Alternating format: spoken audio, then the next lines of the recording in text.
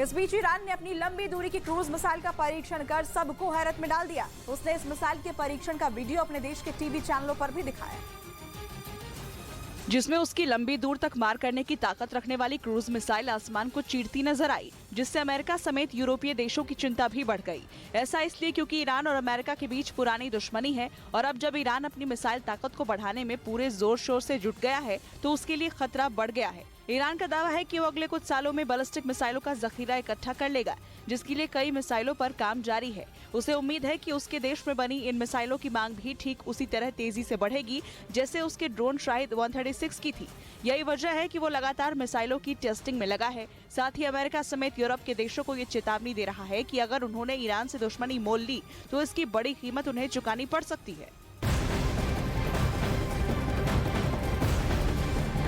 बड़ी खबर उत्तर प्रदेश से है, जहां आज रोजगार मेले का आयोजन किया जाएगा। प्रधानमंत्री मोदी वीडियो कॉन्फ्रेंसिंग के जरिए पुलिस, पीएससी और फायर सर्विस के 9055 पदों पर नवनियुक्त उम्मीदवारों को नियुक्ति पत्र सौंपेंगे। इस दौरान प्रधानमंत्री वीडियो संदेश भी देंगे। लखनऊ के इंदिरा गांधी प्रतिष्ठान में सुबह 10 बजे कार्यक्रम की शुरुआत होगी, जिसमें उत्तर प्रदेश के मुख्यमंत्री योगी आदित्यनाथ, उप मुख्यमंत्री केशव प्रसाद मौर्य और ब्रजेश पाठक भी मौजूद रहेंगे। इस बीच दक्षिण कोरिया ने आरोप लगाया है कि किम जोंग उन ने एक बार फिर चोरी छिपे अपने देश में बैलिस्टिक मिसाइल का परीक्षण कर उन्हें डराने की कोशिश की है। दक्षिण कोरिया का दावा है कि किम जोंग उन ने इस साल परमाणु ताकत से लैस मिसाइल का ये 7वां परीक्षण किया और चेतावनी दी कि अगर दक्षिण कोरिया में अमेरिका का दखल कम नहीं हुआ तो विनाश होना तय है। जानकारी के मुताबिक 2023 में अब तक उत्तर कोरिया की परमाणु बैलिस्टिक मिसाइल का ये 7वां परीक्षण है, जिसे उसके पड़ोसी देश दक्षिण कोरिया और अमेरिका के लिए खतरे की घंटी माना जा रहा है।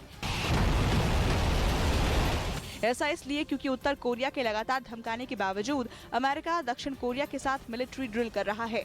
खबर तो ये भी है कि अमेरिकी सेना की एक टुकड़ी जल्द ही एक और अभ्यास के लिए दक्षिण कोरिया पहुंच सकती है और इसी वजह से उत्तर कोरिया लगातार उसे डराने की कोशिश में लगा हुआ है।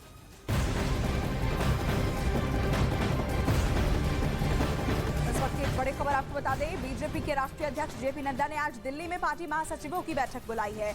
ये बैठक सुबह 11:30 बजे शुरू होगी। जानकारी के मुताबिक इस बैठक में सांगठनिक कार्यक्रमों की समीक्षा होगी। तो वहीं बीजेपी महासचिवों की बैठक में G20 को लेकर बीजेपी के घोषित कार्यक्रमों की तैयारियों को लेकर भी चर्चा की जाएगी।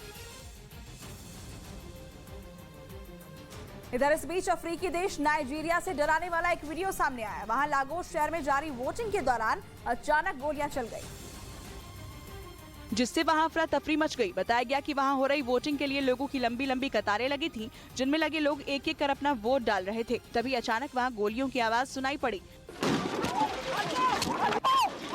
वहां मौजूद लोगों ने आरोप लगाया कि सरकार में बैठे कुछ लोगों के इशारे पर वहां फायरिंग की गई ताकि वहां माहौल बिगाड़कर चुनाव को टाला जा सके।